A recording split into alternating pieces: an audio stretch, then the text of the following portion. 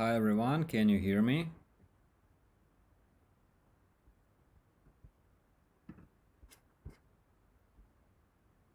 Hello, hello.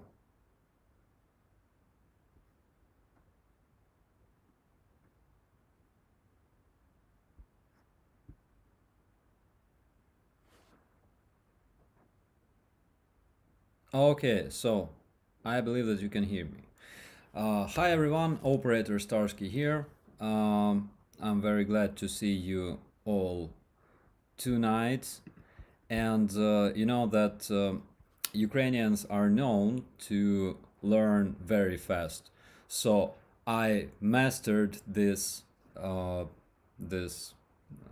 software Streamlabs, and now I can make my videos much better. So uh, we've been to Hostomel today. Actually, I'm very sorry for not being able to make that blog regarding chemical weapons and stuff. I will do it as soon as possible because today we celebrated 7th anniversary of our brigade. Uh, it wasn't like like a big celebration, of course, because we are not gathering in groups in Hostomel, since Hostomel is still a very nice target for Russian missiles. So we are trying to avoid it as much as we can. Um, and yeah, and today I met Gennady from, I believe he works for Voice of America, and we've been able to have a small tour around Hostomel, where we met another civil volunteer, Aiden from Ireland. Yeah, and Aiden was with uh, another civilian volunteer from Poland, and actually I'm still surprised about how many people from other countries arrive to Ukraine and help with everything they can. I'm not talking about uh, uh, volunteers who fight in battalions. I'm talking about even those civilian volunteers, like those guys I met a couple of days ago. One was from Australia, and a couple of guys from the United States. And yeah, they were just civilian volunteers who arrived to Ukraine to help our civilians in terms of psychological support, because of course there's a lot of people who lost their homes, who survived through shelling and this constant combat that took place in Hostomel. So yeah, it was amazing, and it still is. Um,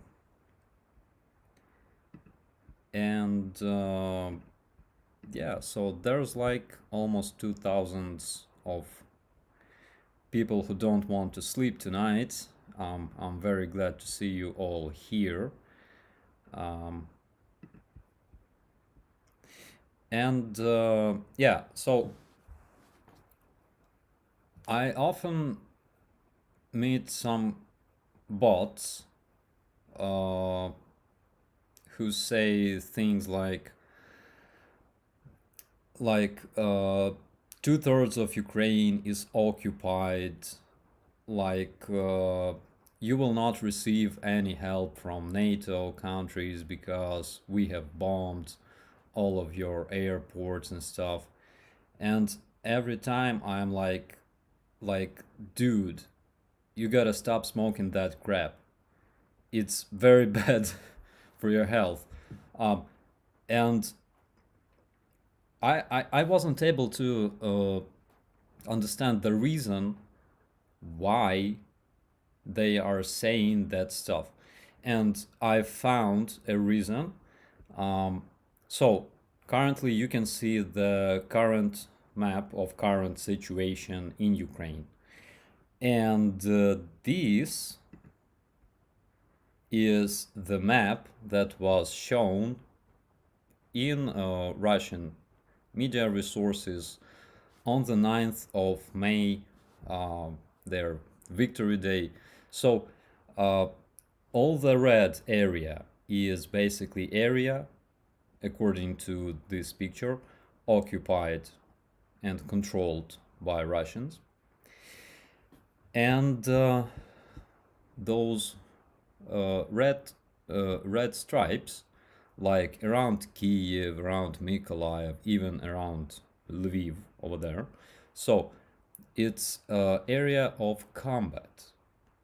So Russians literally believe that there are Russian troops that surrounded like all Ukrainian cities, including Lviv. And they literally believe that there is combat, ongoing combat around Lviv.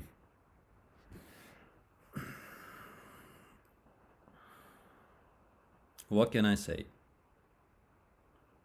And it's like it's 9th of May, so you see all that striped area around Kiev, north of Kiev and Kharkiv, and on the 9th of May, of course, there were no Russians like physically around Kiev.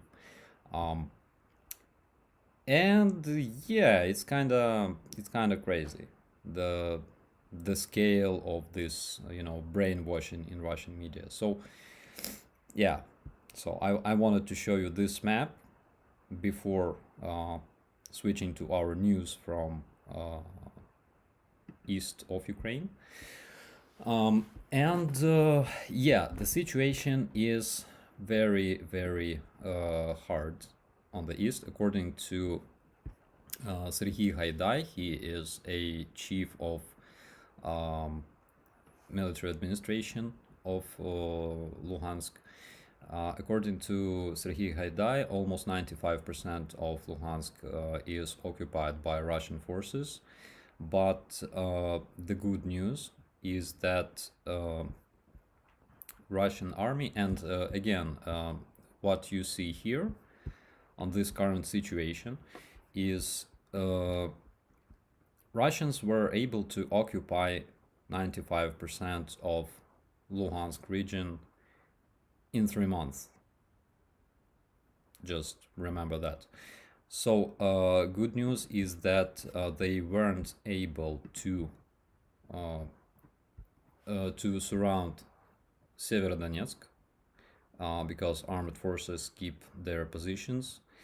And also the highway Bakhmut-Lysychansk is still under Ukrainian control because we keep our positions. And also humanitarian convoys were brought using those using this highway Bakhmut-Lysychansk.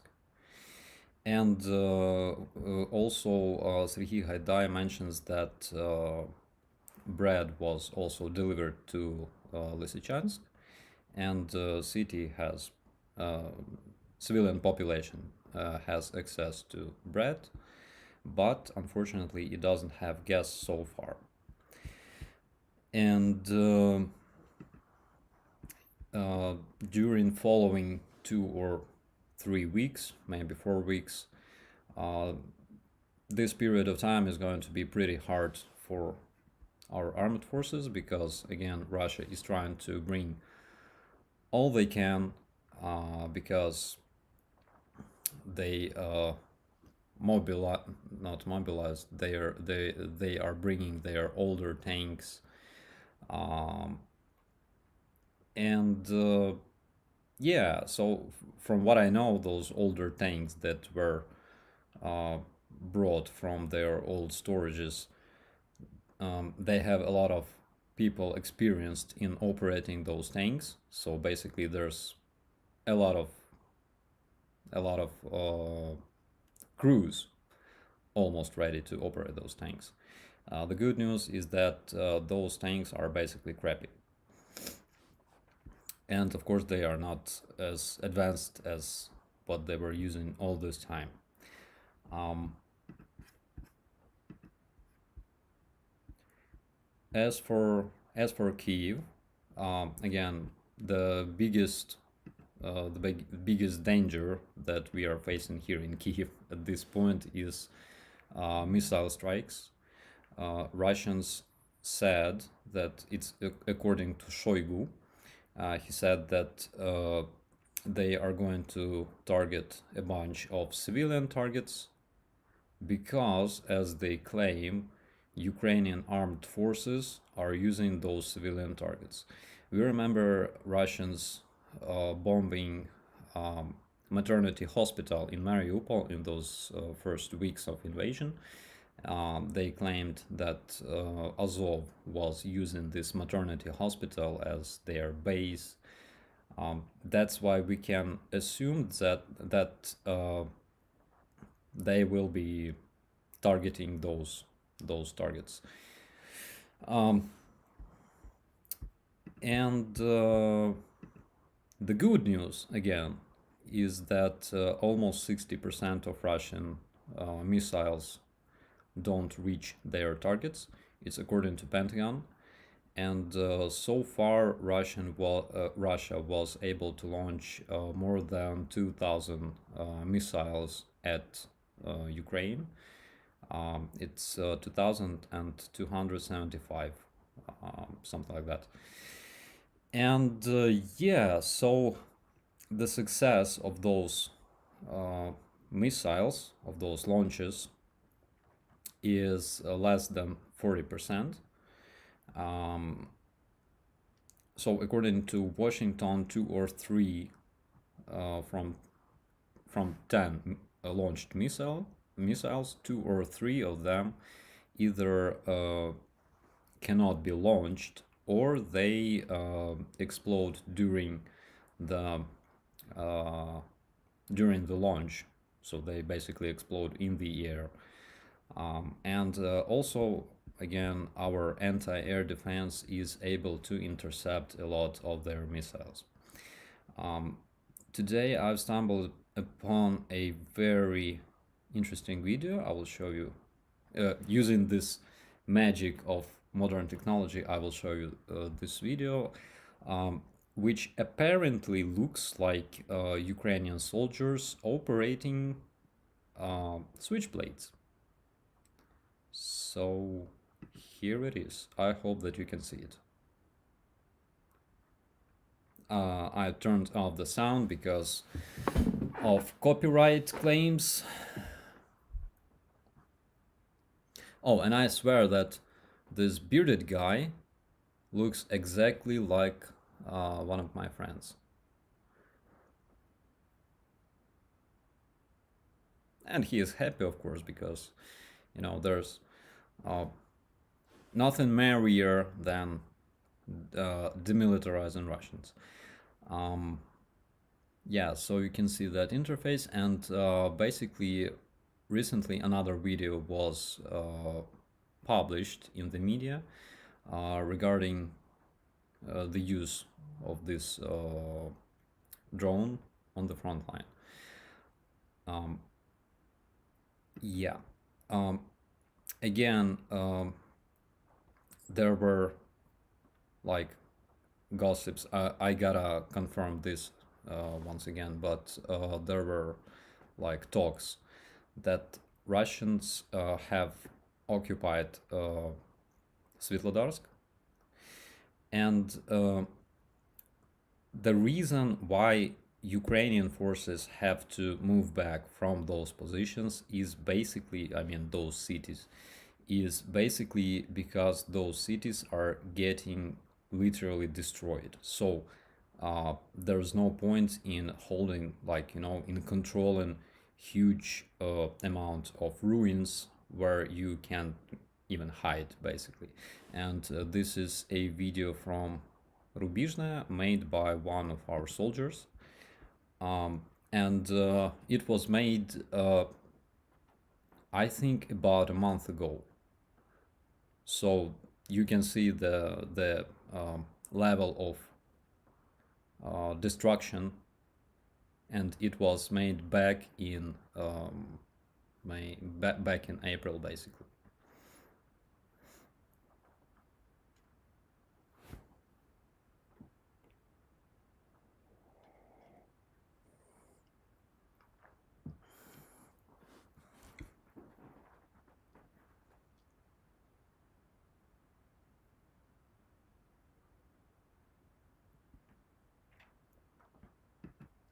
So yeah, as you understand, there's no point in controlling those ruins. There's no opportunity to to hide, to take cover in those ruins. Um, as for Popasna, there was pretty much the same situation. So it was basically ruined, and our forces moved back to better positions that were prepared before that. Um, yeah. And there's another video that I wanted to show you. So you probably saw this on the Enforcers channel. So this is Russian tulpan, proudly destroyed by my boys in Rubizhne. So tulpan is 240 millimeter howitzer.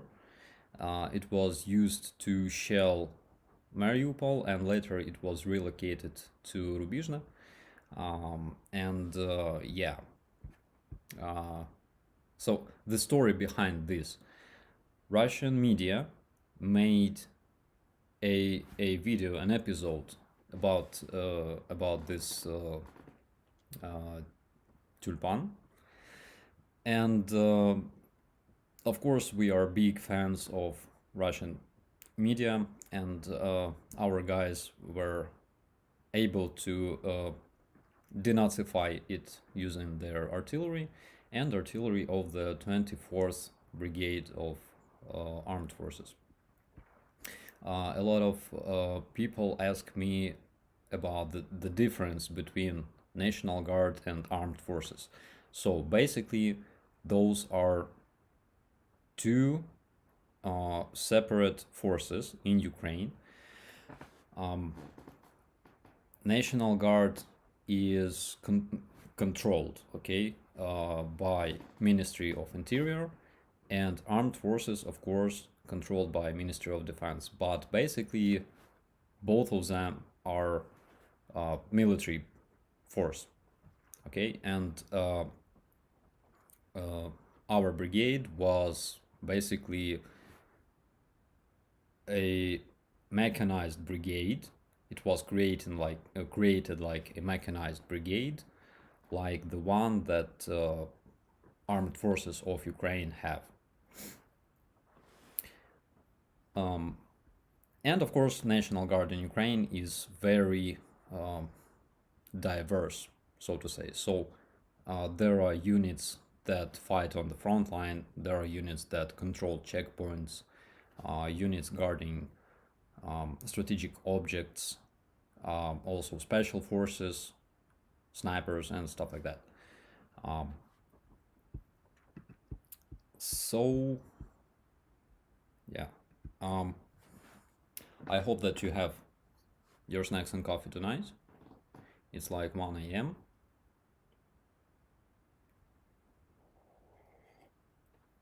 And I'm very happy to inform you that I found a way to turn on the slow chat, which is a great progress, great success. Yeah, so regarding Azov are Nazi. So one of the most frequent questions that I receive from time to time is regarding Azov being Nazi. So first of all, Azov is a military regiment, in Ukraine. And Azov is following orders issued by Command of National Guards and Ministry of Defense, our chief of the army. A lot of people confuse Azov with National Corps, which is it's like a party, but it's not a ruling party, so it's not even represented in our parliament. And I'm sure that every country basically have such parties. So that's the main reason why people are getting confused. And of course, there's a lot of different people in Azov. Not only Ukrainians, but also Chechens, also Azerbaijani, also Jewish people. So it's kind of, well, you gotta understand that Russians will claim Nazi everybody who don't support Russia. That's the way it works. So it's not like they think those people do things that Nazi do, like killing Jewish people or stuff like that. They basically call Nazis everybody who they think are bad for Russia. So if you ever saw the video I made on Ruski Mir, Russian world / Russian peace, that pretty much explains everything, because if Putler cannot promise better future for his citizens, so the only thing he can do is, promote or create their glorious past and use it as, as a tool for controlling minds of his citizens. That's the way it works, basically. So one of those examples, for example, currently they are promoting this crazy idea about 200 airbornes who landed in Hostomel. So the real story with Hostomel, okay, so they landed, they captured the airport, and they were controlling that airport until the evening. In the evening, Ukrainian airborne troops arrived to this airport. They used their own helicopters to destroy and kill everybody on the ground. Then they landed and finished those whom they were able to find. So that's basically the story. And for something like 2 days, Hostomel was still controlled by Ukrainian forces until they ran out of their ammunition and they had to move back. And then Russian Kadyrovites moved into the empty base. So that's the story. So basically those 200 Russian elite airbornes were eliminated that very evening. And the funniest thing about the story is that they didn't reach their military goal because airstrip was disabled. It was damaged by our artillery and our field bombers, and they died basically. So that's the story. In Russia, they are turned into Spartans. In Russia, they sing songs dedicated to those airbornes, those paratroopers. So today on Ukrainian television there was specific documentary dedicated to this this event. Okay, And yeah, it's crazy thing. So they basically believe that those 200 paratroopers uh, killed 2.5 thousand men, Ukrainian nationalists, and yeah, they say things like they were I'll do it with Russian accent. They were able to destroy NATO brigade that consists of two battalions, professional battalions with tanks, artillery, and they literally believe that that is true.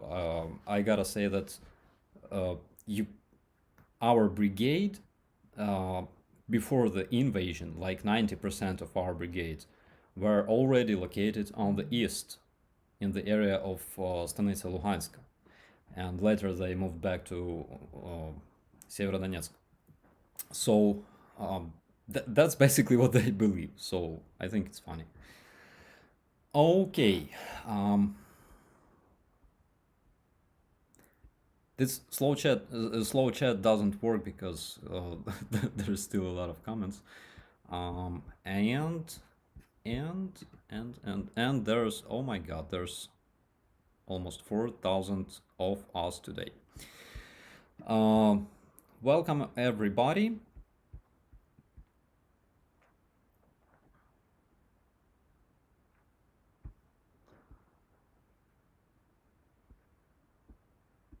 Oh, by the way, another question I was asked today, like what those letters V or Z, what they mean.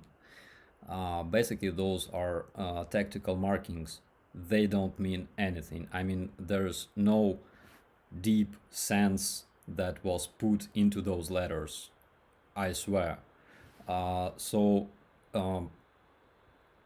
they were used to uh, recognize different armies that were used in different places of Ukraine, but there's no deep sacral sense in those letters.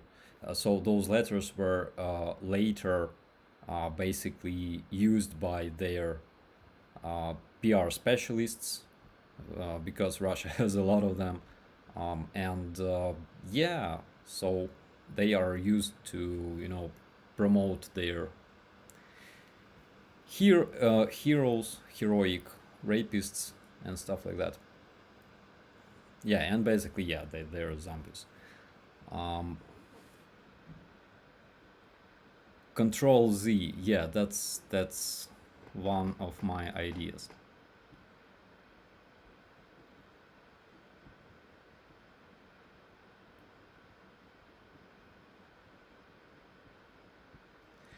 Okay, so these were most of the news. I think that we can chat a bit.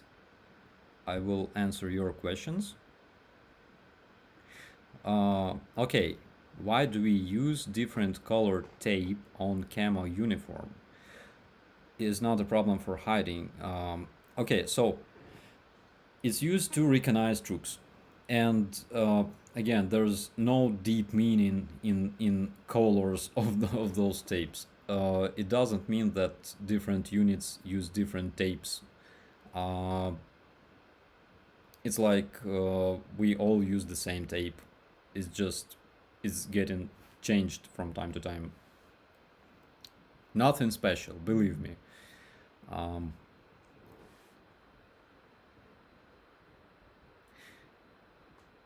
is it a problem?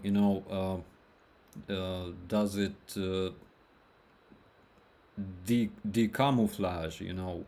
Our troops who have like full body camo and a bright uh, tape. So basically, yeah. Basically, yeah.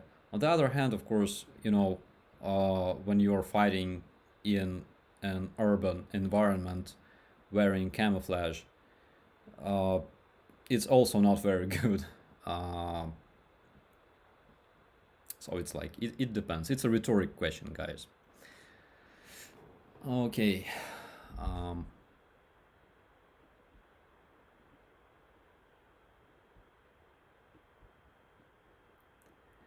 Have I seen Grandpa lately? No, unfortunately, I did not. And I must say that I am driving through Katerynivka like very often, but unfortunately, I really don't have time to visit Grandpa. But I will visit Grandpa because I owe him some meds. And yeah, of course, I promise to make a video from that. Are Western weapons coming through fast enough? So they are not coming through as fast as we would like them to.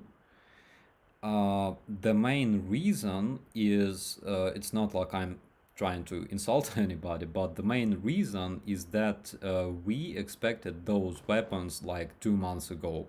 Unfortunately, when this invasion started, a lot of countries still believed that Ukraine is gonna fall in 3 days or maybe a couple of weeks, and they were waiting and analyzing. Again, there was this funny moment when I think representatives of Pentagon, I think I may be wrong. So, like during the first week of this invasion, they said, "So we are ready to accept Ukrainian president, give him shelter, and we are ready to support you in the guerrilla warfare in Ukraine." And I looked at my colleague, he looked at me, and I'm like, guerrilla warfare? Are you kidding me? Like, thanks.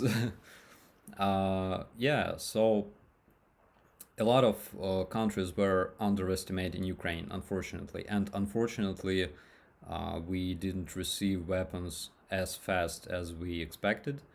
And why it was crucial, because Russians are targeting our supply lines, they are targeting airports, they are targeting railways, and basically a lot of time was lost, unfortunately. But on the other hand, I think that soon we will be able to use most of those weapons, and we are already using a bunch, like M777, and recently Caesar howitzers from France arrived to our front lines. Chief of Army Mr. Zaluzhny said that it took like 3 hours to master those howitzers. Um, so yeah, let's hope for better.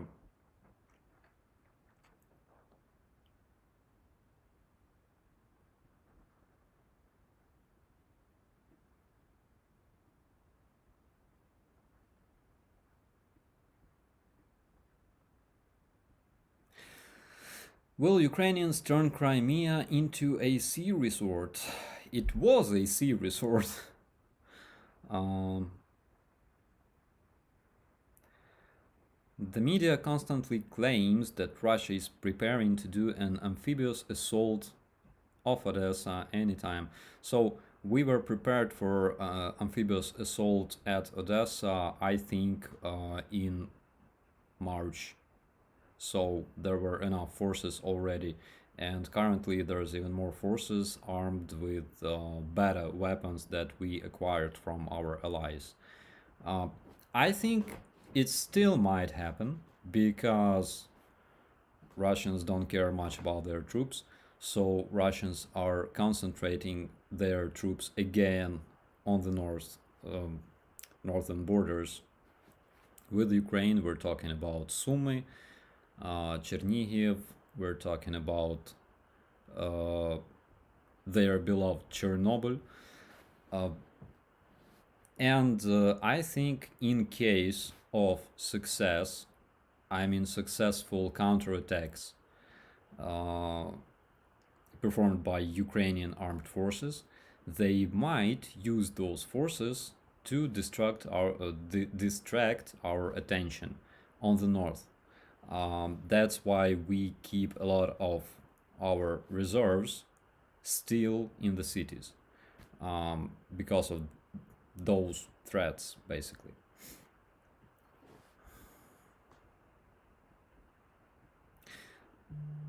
Such a shame you gave up your nuclear weapons. Uh, I would say that it's not the shame that we gave up our weapons. It's a shame that our security unfortunately wasn't guaranteed according to Budapest Memorandum.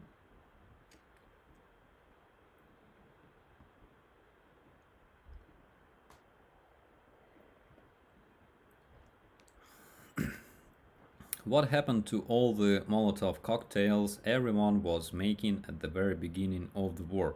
That's a good question because I think I saw a bunch of boxes with Molotov cocktails stored in the safe location, but I think in case of some kind of crazy event, they will be used, of course.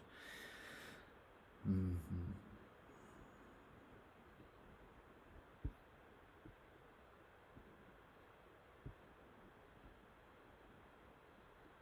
Slow mode is not very slow, that's for sure. That's true. Will Ukraine attempt industrial sabotage within Russia? Uh, I think if it happens, there's an unrecognized third party to blame. Remember that. Um, if the war turns around hard, will you stop at the Russian border or will you push on? Uh, we are not really into, capturing Russian lands because Ukraine is a big country. There's enough place for everybody. We don't need somebody's land. So I doubt that. On the other, also, Russia will definitely use their nuclear weapons in case we do that. Uh,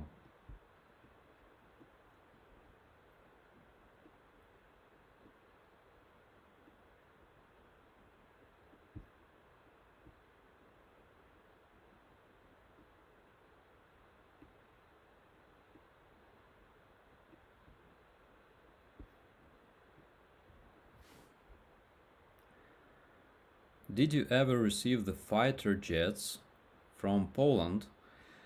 I don't think we did. Uh, but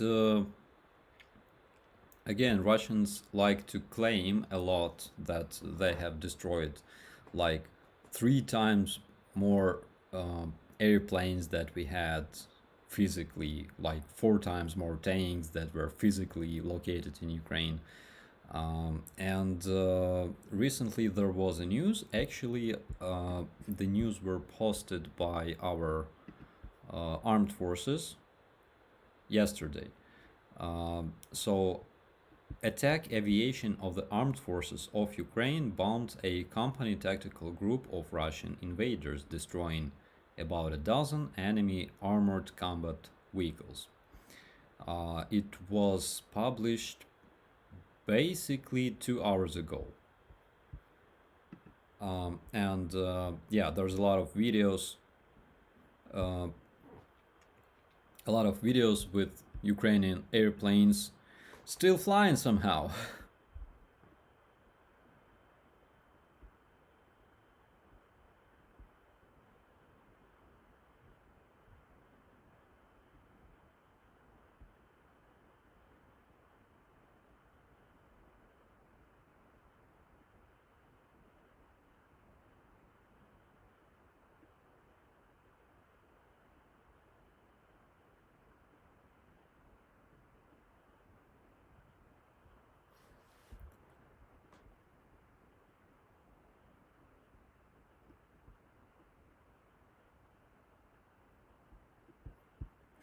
Okay, so we have reached 4,300 beautiful people currently present on the stream. To you guys, I have coffee here.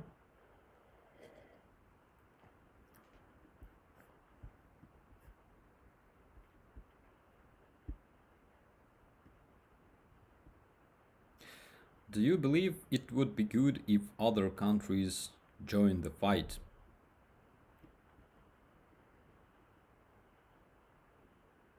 I never thought about it actually. A lot of Ukrainians believed that, you know, NATO countries should join this fight, protect Ukraine. They don't understand that Ukraine is not a member of NATO. And it's like, well, we are currently located in different countries, okay? I'm in the country that fights against prevailing enemy, and you are in the peaceful country. So from your perspective, I think, in my opinion, you wouldn't really like to have your houses bombed just because you are participating in this war on the side of another country, basically. It's like it's my opinion. So uh, I think that every ruler of every country is uh, worried about not letting this war into their country, and we can understand that. Um, but yeah, of course, we've had mutual military exercise since 2016 with our friends from Poland, the United States, uh, United Kingdom, and other countries, and Canada. And of course, I think that it would be very nice to see them on the front lines as well, because we miss our friends a lot. Um,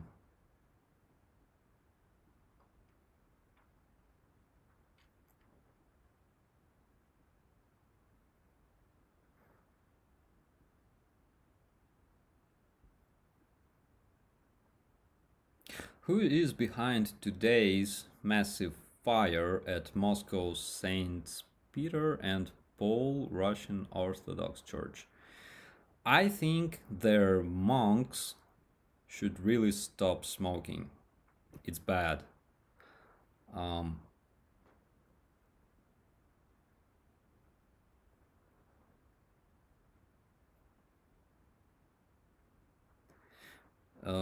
do you know if Russia has equipment to locate Starlink antennas? I doubt. I doubt. I'm not very familiar with this technology, but from what I know, basically Starlink antennas that are connected to satellites, they don't transmit like everywhere. So the signal is sent more or less directly into the sky, and if I'm wrong, please fix me.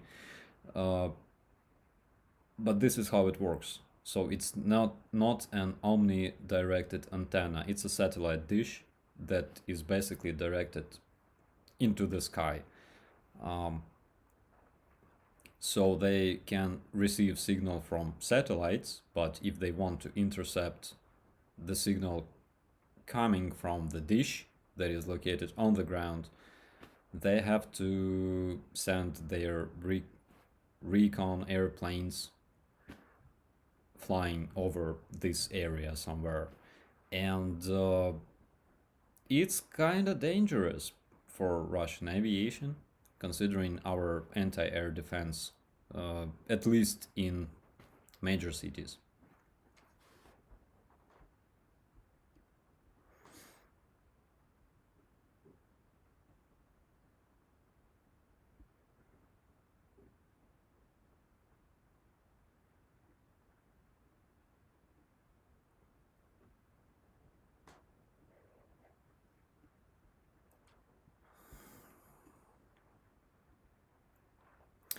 How long do you think it will take to rebuild Ukraine? I think we should. I think we should look at countries like uh, Bosnia, like Croatia, Probably like Bosnia, yeah. So I think probably similar amount of time. Of course, Ukraine is much bigger, and we have a lot of industrial structures. We have a lot of um, cities again that were captured and destroyed. One of the reasons why we cannot tell the precise uh, amount of damage that we received in Ukraine is because there are still a lot of territories occupied by Russian troops. So uh, we cannot assess that damage basically.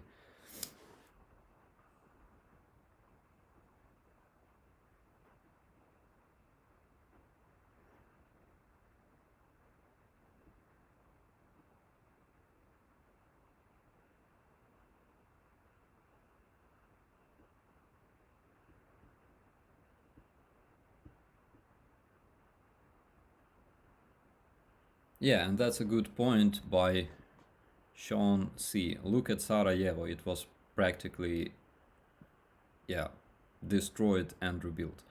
So, yeah, I think with that amount of support and probably some upcoming Marshall Plan for Ukraine, our country will be rebuilt pretty fast, in my opinion. It's gonna take probably a couple of years, but we gotta win this war first.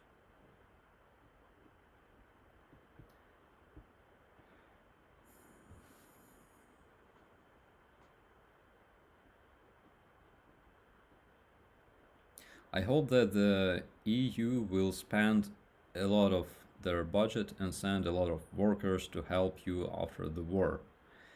Uh, yeah, I mean, that's what I hope to actually. I hope to see, first of all, I hope to see Ukraine as a member of European Union, since we are proud combat wing of European Union here. So I hope it happens anytime soon. And I mean, after the war, not sure whether it's possible to accept us during the war. I think not really. But yeah, I hope that we'll see all kinds of construction companies and volunteers coming to Ukraine and helping us rebuild. Uh, because yeah, because it's beautiful. Do Ukrainian uniforms use Latin letters instead of Cyrillic, Starsky? So, damn it. So yeah, we do use Latin letters um, for a different purpose. So, for example, if you serve in your brigade that don't have a lot of foreigners or something like that, so we basically use our last names written in Ukrainian, and in case it involves, okay, in case it involves cooperation with foreign representatives, then yeah, we can use uh, Latin surnames.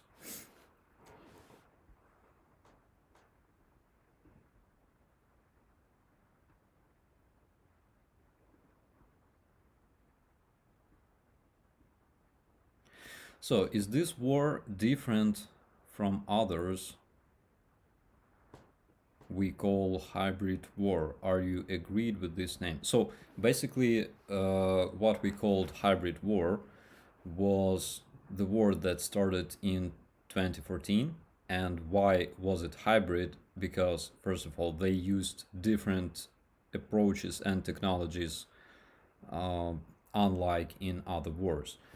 A lot of informational warfare, a lot of troops hiding their patches, like in Crimea in 2014, Um, Basically, in Donbass, it was the same stuff because um, there was approximately 35,000 men located there, two corps, so-called first and second armed corps of LPR and DPR, and those corps consisted from uh, local separatists and Russian troops, people from Buryatia, Yakutia, and other places. So that was what we called hybrid war. Um, we, I would say, we were pretty much experienced already by 2022, very experienced in resisting their informational attacks, their uh, attempts to capture our positions and stuff. But we weren't much experienced in fighting aviation. I can tell from that morning in Hostomel, I wasn't prepared. So I looked at those helicopters and I thought, like, it wasn't in my contract. Uh, but yeah, it was fun.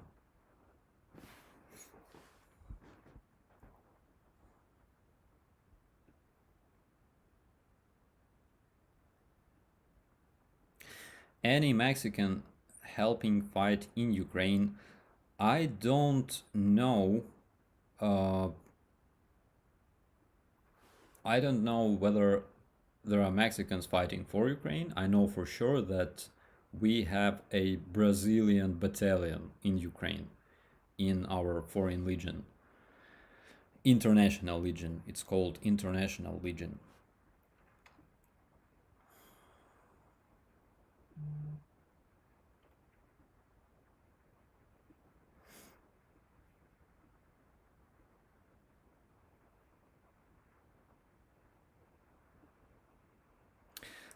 Do you know what happened to the leading officers of the Mariupol Azov Regiment? So, from what I know personally, and maybe this information was already updated and I missed it, but from my information, commanders of Azov Regiment that were located in Mariupol, they decided to remain in Azov Stil. So basically, there were two groups of defenders of Azov, 50 men and 200 men. They were given an order to leave the Azov plant, and they were taken to Russian controlled territories where they received treatment, and uh, they were planned to be exchanged for Russian POWs. So that was an agreement with Russians. Uh, Later, I think Russians created some kind of law in Russia that recognized Azov as terrorist organization, and I think that it was done on purpose, so they would make this agreement impossible to implement, impossible to exchange their POWs for our captured defenders. And I'm not sure whether they adopted this law, but from my information, their commanders remained in Azov Stil. So, from what I know, they are still there. And unfortunately, I didn't receive any uh, more fresh or detailed information about this.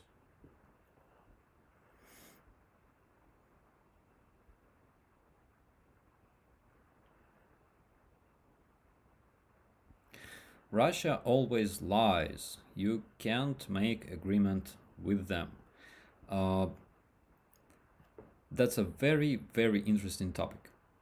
So, uh, I probably told you that on December by the end of December, I already knew that Russia is going to invade Ukraine. So uh, during that year, they had preparations for those so-called damn it, I'm forgetting English like on the go. They had preparations for their training, their military exercise around Ukraine, on the border with Ukraine, and I was monitoring their messages in the social media, in their official media and stuff, and they were saying that they are going to kill everybody, okay, literally. And in the end of December, they started saying things like, "We don't want to invade. Please don't escalate. Russia, Russia is a peaceful country. We don't attack. We are not going to attack Ukraine, our brothers." And that very morning, I realized I gotta prepare my bag, cause yeah, something's gonna happen. So basically, you can uh, analyze all their claims and all their statements from this point of view. So whenever they are scaring everybody with using nuclear weapons in case it's needed, it basically means that they are not going to use it. Whenever they claim that this operation will continue until their victorious end, okay, until they acquire the needed results, until the victory of Russian army. It basically means that something's wrong. Probably they have like big problems with that. Yeah.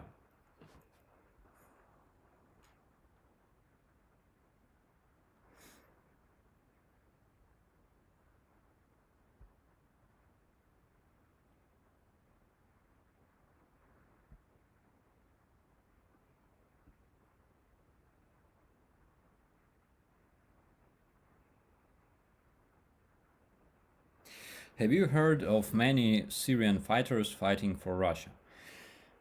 Um, I've heard that some of them do, but not a lot. We're not talking about like tactical battalion groups, nothing like that. So again, I probably told about this, but they made like 14 recruitment centers in Syria and Libya, and they weren't able to recruit enough men because they anticipated something like 30,000 recruits, but they failed for some reason.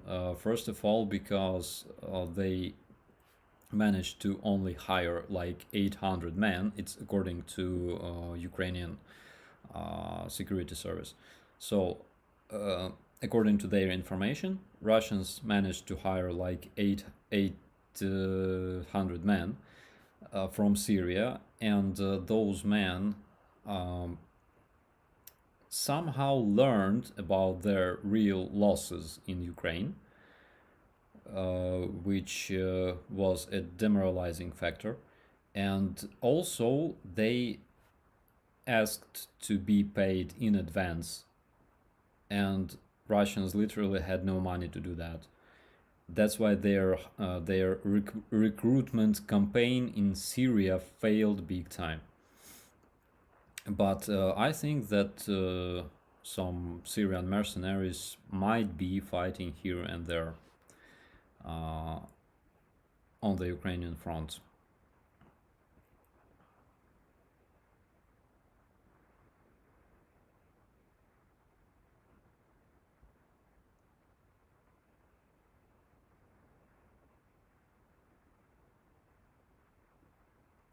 Do you think Russia is still trying to conquer all of the Ukraine, or are they aiming for a smaller part of land? I think in uh, in a short-term perspective, they are aiming for smaller parts of land. So basically, they want to acquire control over Luhansk and Donetsk regions and save this corridor between Russia and Crimea. So they want to keep Kherson, keep Mariupol, of course. That's their main target at this point.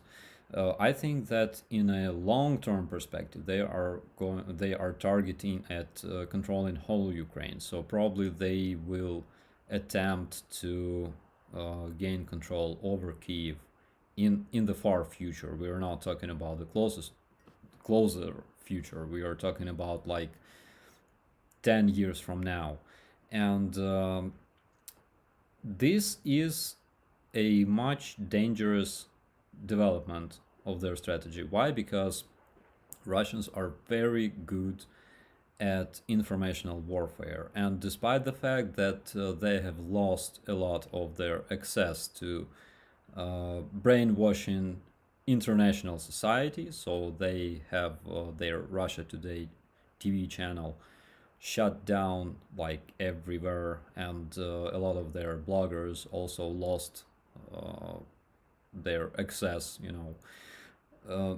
to minds of people. But despite this fact, they still have a lot of their influencers, like agents of influence, also in Ukraine.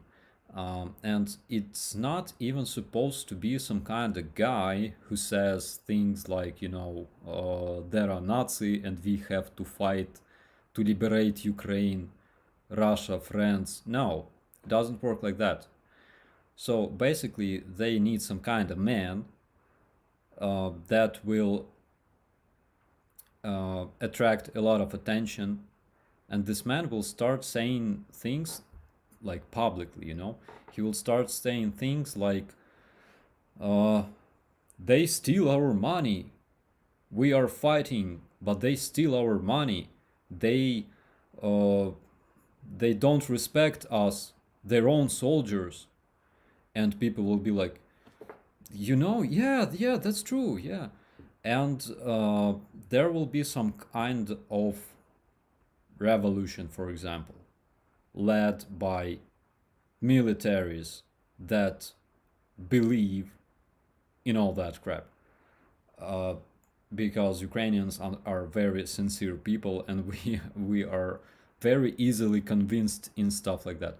So it can be the case, because we already saw that. Russians are very professional in creating such informational operations, and you will not even know that you are working for FSB, basically. So yeah, this kind of operations is much more dangerous than what is going on the front lines right now. Before this invasion, I was honestly kind of disappointed. I thought, not like disappointed, rather pessimistic. I thought that Russians will invest all of their resources into informational warfare in Ukraine. So we will have a bunch of pro-Russian political parties. We will have a bunch of pro-Russian movements, media, press, everything. And we will start fighting against each other, because it already happened, like many times. Not only in this century, by the way. The same crap happened like 100 years ago in Ukraine. So I thought that, yeah, this might be the biggest danger for us, because Russian army is not their strongest and most fearful weapon. It's their mouths, their lips that move. Whenever you see some kind of Russian politician or public figure on a TV with moving lips, it means that at this very moment they are performing combat operation.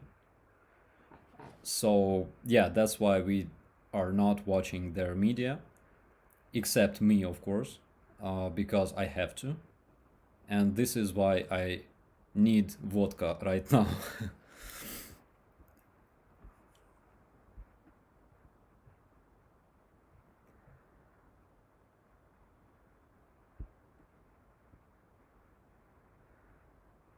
Are those Russian anti-satellite weapons any good?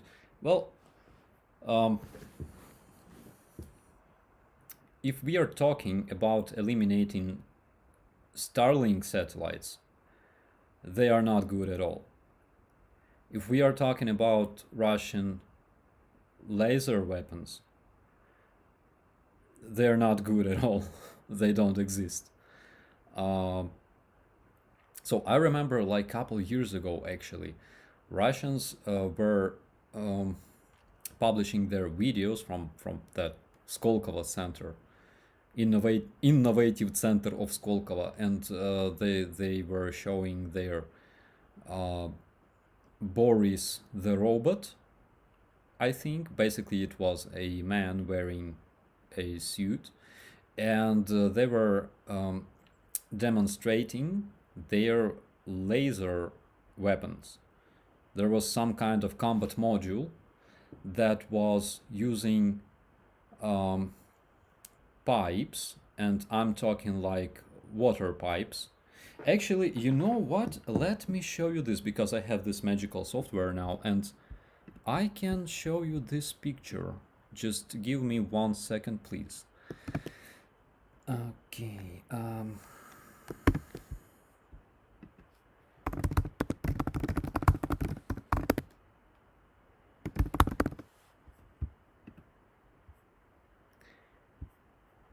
Aha, here it is. You are absolutely going to love this, I swear.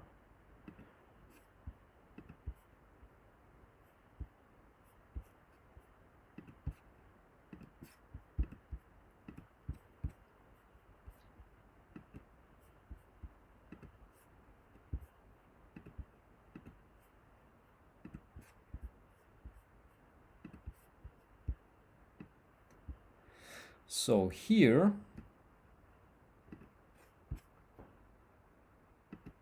you can see their marvelous laser weapons, and this was published in like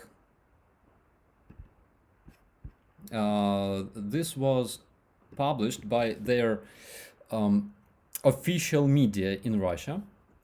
Please don't laugh yet.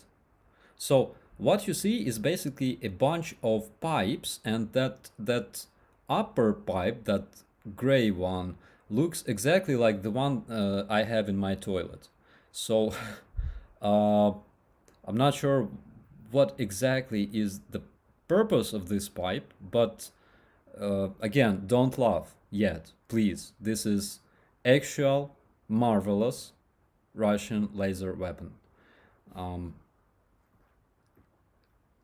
I think I saw something like that in the Star Wars. Again, I might be wrong. So yeah, that's Russian pipe laser. Yeah, drain pipe. Exactly what I was talking about. Yeah, and oh, I know. I'm sure that you want to see Boris the robot. Am I right? Okay, give me a second. You're gonna love it, believe me. Um,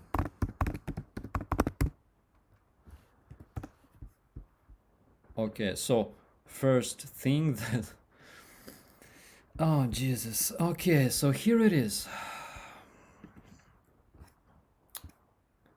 Just a sec. Um, okay, so in this innovative center of Skolkovo, so called, they created this Boris the robot. And where is it? So meet. Damn it! Come on, work. Let me introduce you Boris the robot, Russian marvel, Russian modern robot created by their specialists of Skolkovo. This robot has artificial intelligence, and his biggest problem is that he is suffering from a severe case of alcoholism, obviously, because this robot actually, wait a sec, where is this? Yeah, because this robot appeared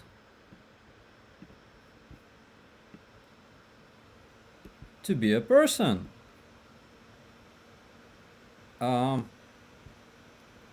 So yeah, like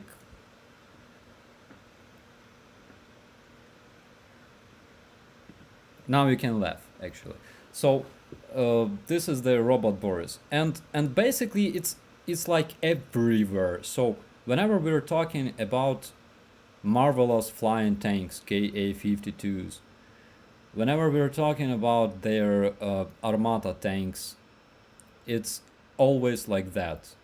They are very good at creating movies, films, and stuff. So I've been asked like, uh, what like, what's the secret of Ukrainian army? And I'm like, we are fighting against Russians for like 8 years, and they're like, but what did Russians did those 8 years? And the answer was basically Russians were watching a lot of Russian made movies about Russian spetsnaz, you know. um, So, BMPT Terminator. There is information that they are actually present on the front line. There is information that they are being used. We have yet to confirm that. I'm pretty sure that we will not see Russian Armata tanks because they suck, and in most cases they don't move. They require another vehicle to tow those tanks. Um, and yeah, as for those Terminators, we have to confirm that they are being used yet, because I don't have such a confirmation. Um,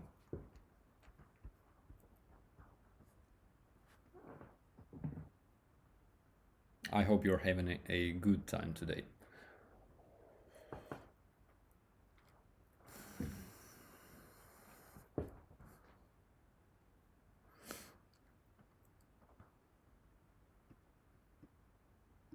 I see you liked the Boris robot.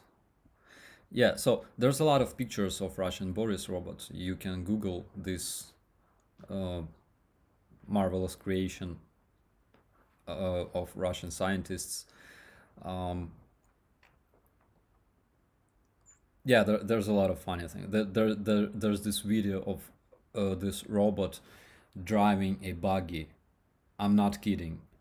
I think I have no idea how they did it, but yeah, it's on YouTube, I think, and it looks very funny. It looks like a doll attached to this buggy.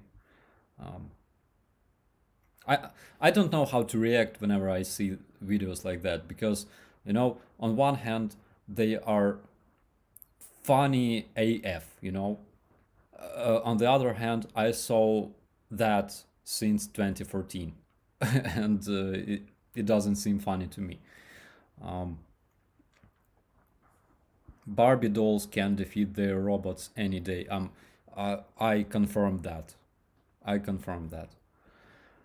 Um,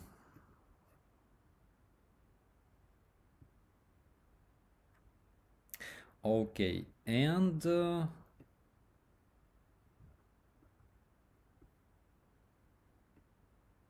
Ukrainian supply line blocked. Ukrainian supply line is not blocked. What is indeed blocked is our ports. So we basically cannot trade with other countries using the sea routes. And in order to be able to do that, from what I've heard at least, is that uh, British Navy are going to help us and guard our vessels, our trading ships. Um, Again, I gotta confirm this information, but at least that's what I've heard on the news today. Um, I will tell you a secret. So, if there was, in my personal opinion, if there was at least one NATO airplane stationed at all of Ukrainian airfields at the beginning of the invasion, those airfields would not be attacked like ever. That's my personal opinion. Just knowing, uh,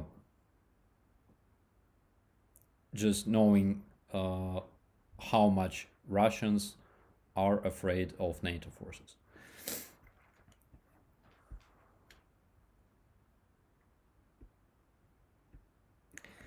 Do Kadyrovites fight? Uh, yes, they do.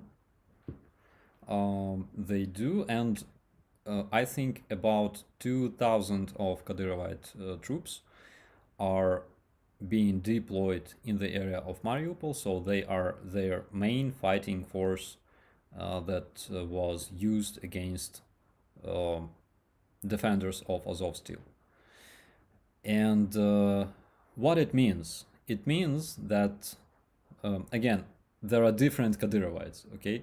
So there are dudes badly equipped with awful experience and stuff like that that were brought from Chechnya that is currently occupied by Kadyrovit's regime.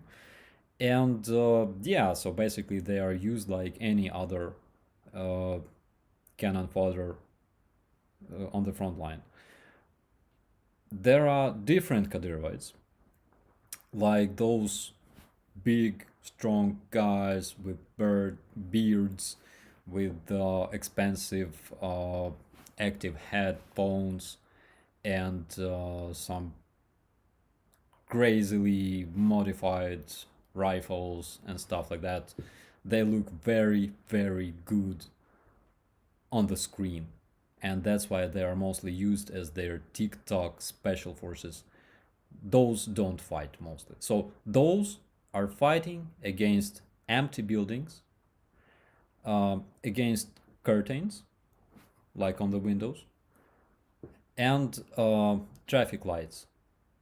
They are very well uh, prepared to fight traffic lights, from what we saw on the video. And sometimes they die in a very efficient way on the video. I think you saw that as well. Um, Others are like common Russian, they are used like common Russian soldiers. Um, so, yeah, that's concerning Kadyrovites.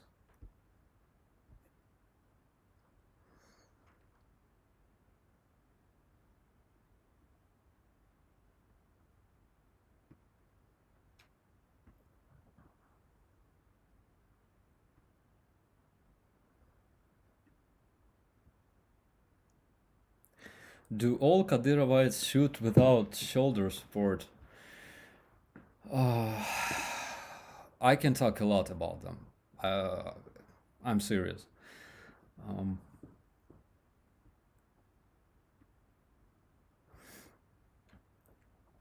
do you know if there are Do you know if there are still Russian troops in Transnistria? Also, state of Odessa currently. So, um, uh, regarding Odessa, there are missile strikes again, like in Kiev. Uh, Missile strikes are the biggest threat in Odessa at this point. Um, Not as much as their amphibious assault. It's like mostly missiles. So this Gennady, this journalist that I met today, he told me that he just returned from Odessa, and he said it's kind of weird. It's like a parallel reality, you know. So you're sitting on the square, looking at girls, drinking your wine, and everything seems okay. And suddenly there's like a missile explosion like 1 kilometer away from you. So yeah, and it's kind of crazy. Um, it's kind of crazy, and I was envious a bit because he could drink wine. Uh, I didn't drink for I didn't drink since the last year actually. Um,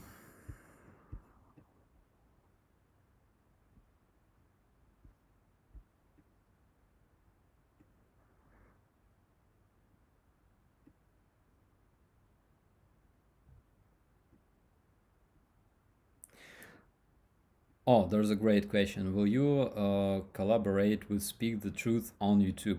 So yes, we will someday, and we'll make everything to make it possible.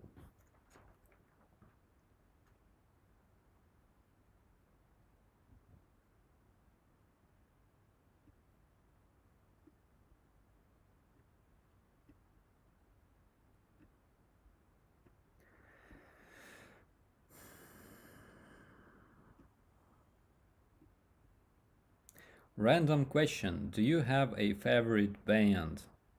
Oh, so now we're having personal questions. That's something that I was expecting all this time. Uh, my favorite, like, okay, there's a lot of my favorite bands. Uh, I can recommend The Hard Kiss. You gotta check it out. The Hard Kiss. Uh, you gotta check out Space of Variations. Ginger. I think you are acquainted with this band already. And I also like Discarnate and Bring Me the Horizon, and a bunch of other bands. Um, Classics like Metallica and stuff. Uh, Nirvana in my heart.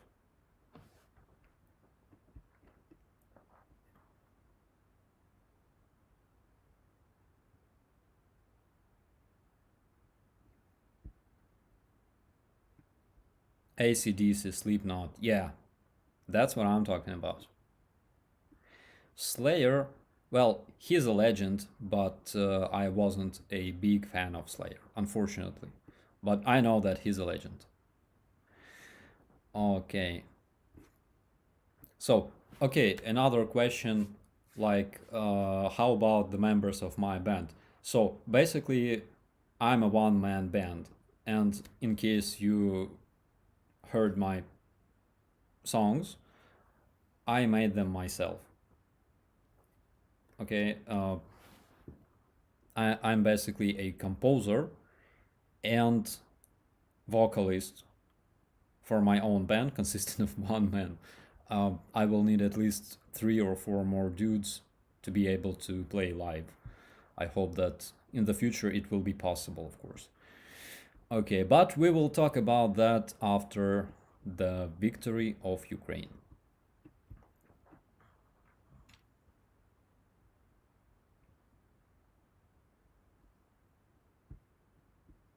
Pantera, Dimebag Daryl. Yeah, that's another legendary man. I see that there's a lot of metal heads today with us. How do you deal with the stress and anxiety? Uh, I go to sleep mostly. So um, I like good food, and it can substitute alcohol at least temporarily.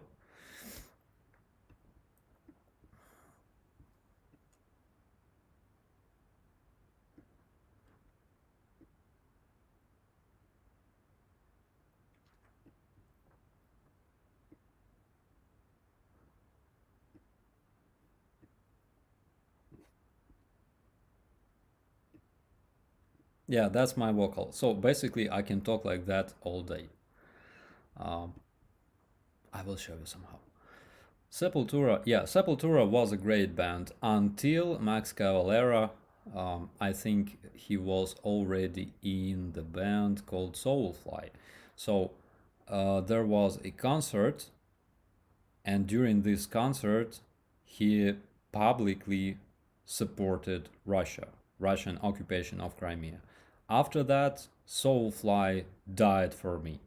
And from what I know, actually, he's married on Russian, and his wife is a big supporter of Russian Orthodox Church. And that's the problem.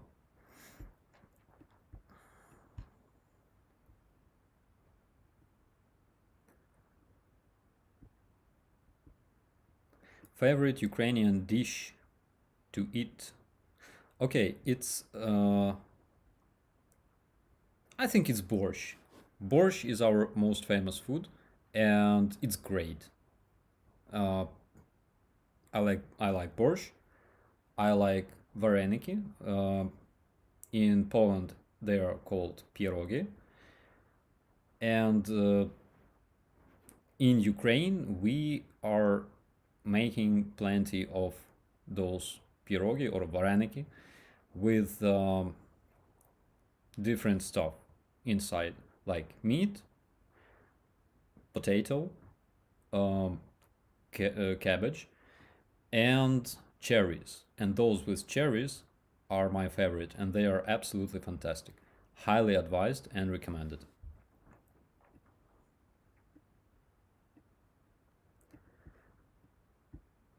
Mark Davis says, I use alcohol as a substitute for food. You go, buddy. That's great. Okay. Seek and Destroy by Metallica. It was my favorite. Um it was my favorite song when I was probably 15, and my uh, love for metal started with this song, I think. So, isn't Borscht Russian? No. Borscht was stolen by Russians from Ukrainians. They have their own traditional food called shi. And the difference between shi and borscht, well, first of all, what kind of food will you ever call shi? It's crazy. And the difference between borscht and shi is that you imagine borscht, okay? So there's like big pot of borscht. There's a family. They eat like 95% of this pot. Then you take the remains of this borscht, you grab them, you fill this pot with water, mix everything, and this is basically what is called shi. Shi. Uh,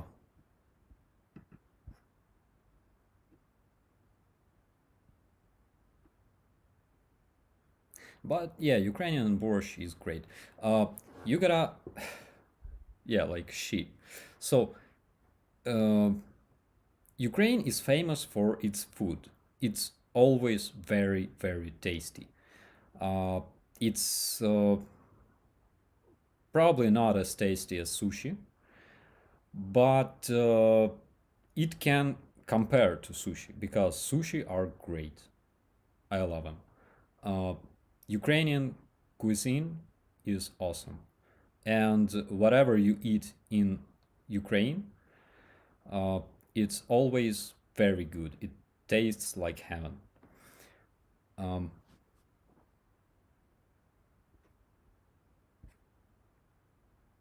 so borscht is made of cabbage, beetroot. There's not a lot of cabbage actually. So it's mostly beetroot, some cabbage, beans, uh, sometimes tomatoes, from what I remember. I never cooked borscht, unfortunately, and meat and sour cream. So you gotta eat borscht with sour cream. So whenever it's hot, you grab a full spoon of cold sour cream, drop it into borscht, mix it, and enjoy. Yeah. Okay. Uh,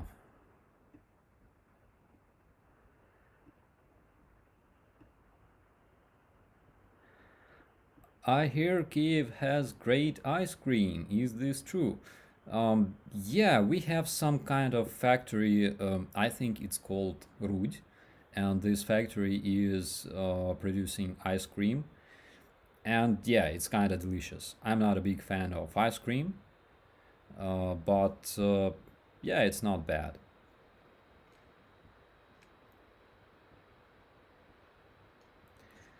Do you like carne asada, tacos, or burritos? Yeah, so in Ukraine we had this restaurant many years ago. It was called Grandma Conchita, and they served burritos. And yeah, it was my favorite uh, favorite stuff in that restaurant.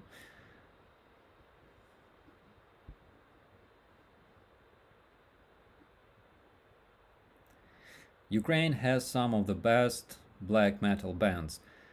Uh, I agree. Yeah, I do. I miss concerts actually. Uh, I miss concerts a lot. I remember I've been to this concert by Space of Variations. I broke my rib, and after a month, I visited another concert, and I broke this rib twice. So I've been in a mosh pit, and I broke the same rib 2 times. It was fantastic. Um,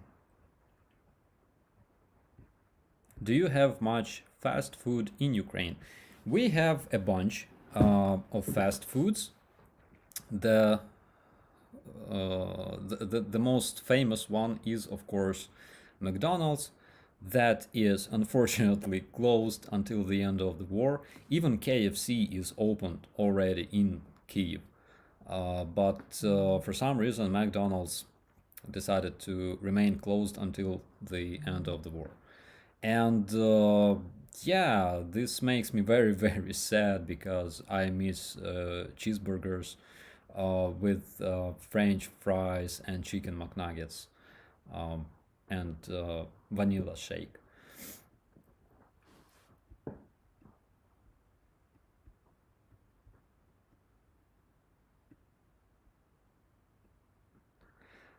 Steak tartare. So, steak tartare is basically raw meat. So, you gotta put this into a grinder. You gotta um, wait a second. I gotta show this to you.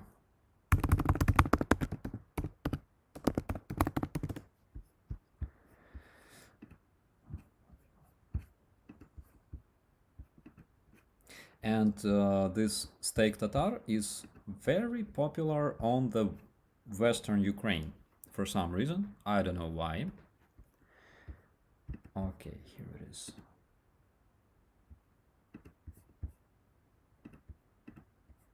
And it's very easy to cook. So,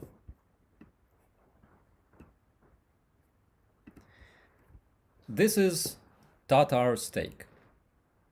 basically. Uh, so you have to take this meat, turn it into a something like paste, and you gotta grab onion. Uh, okay, so it's onion, salt, black pepper, red pepper, onion, salt, black pepper, red pepper, ketchup, and something else, and garlic. And you gotta make this little pocket out of this meat. You gotta drop the yellow part of the egg into it. Then you gotta take 2 forks and you gotta mix everything into a fine paste. And then you take that meat, and it's basically raw. You gotta take this meat and put it on a black bread, and it tastes fantastic. So you can eat this stuff with beer, wine, and like whatever you want. It tastes awesome. But you gotta have some guts to be able to eat raw meat, of course. And yeah, it's very popular in the Western Ukraine.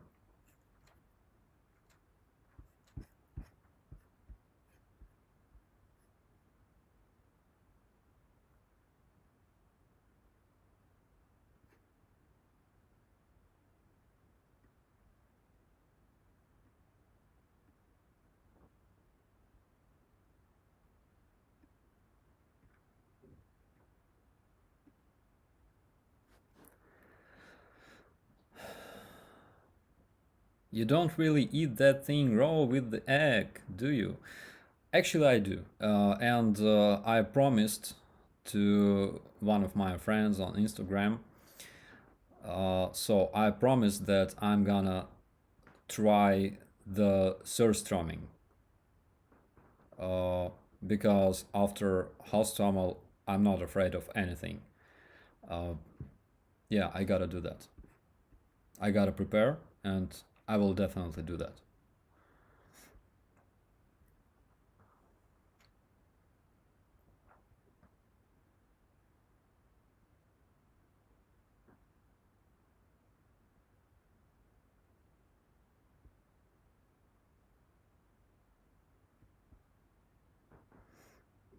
That's how we make hamburgers before we grill them. Yeah, that's true. Okay.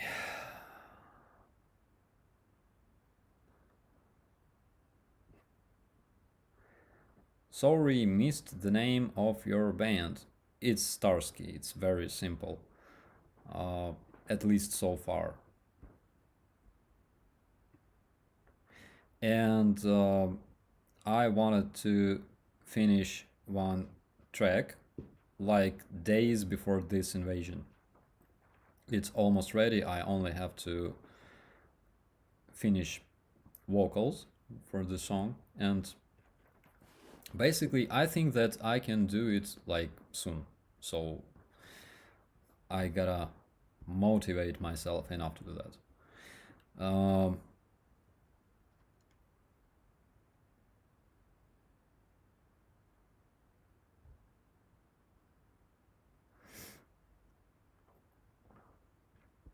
What time is it over there? So it's 2:41.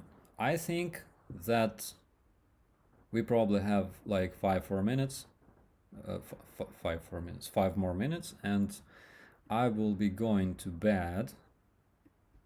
And yeah, we'll see you tomorrow. Tomorrow I will do my best to prepare that blog with our cam defense guys. They told me a lot of interesting things regarding Russian chemical weapons, and there are 2 guys from this chemical defense who served in Rubizhne, and they also told me a lot about Russian tactics that were used in Rubizhne. So I think that you will like this video.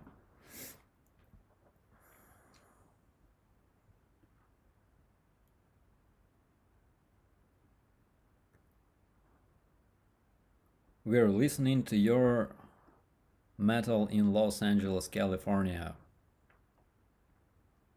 I appreciate it. Thank you very much. Okay.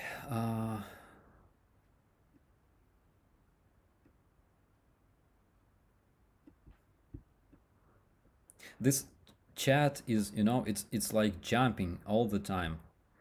It's like whenever I want to read some question in order to answer it, it just flies away. Um, Tell us about Cossacks. It's Ukrainians originally. So yeah, so Cossacks in Ukraine, they were um, like a phenomenon. Okay, so Cossacks in Ukraine were a military force, and there they were tough, like very tough. So they from time to time they were hired by random rulers, and their main force of those Cossacks consisted of people who wanted to um, acquire glory, or they were like runaway bandits, like outlaws and stuff. And there was this place in Ukraine called Zaporizhian Sich. If you saw Dune, that new movie, you probably remember Sich. So that's something like that. Um, and basically, Cossacks were very tough. So they developed a lot of cool tactics that were very efficient on a battlefield. So, for example, they've had those trailers, okay, propelled by horses, and they had cannons, like smaller cannons, mounted on those trailers. And they developed this style of combat. So, uh, in case they faced some kind of prevailing force, they would surround them with those trailers and use them as a uh, like a fort. Okay, and it was very efficient. They were greatest infantry of all times, in my eyes. They weren't as great using horses. They weren't much of a cavalry, I would say. But yeah, they were great. So I think you gotta Google those guys.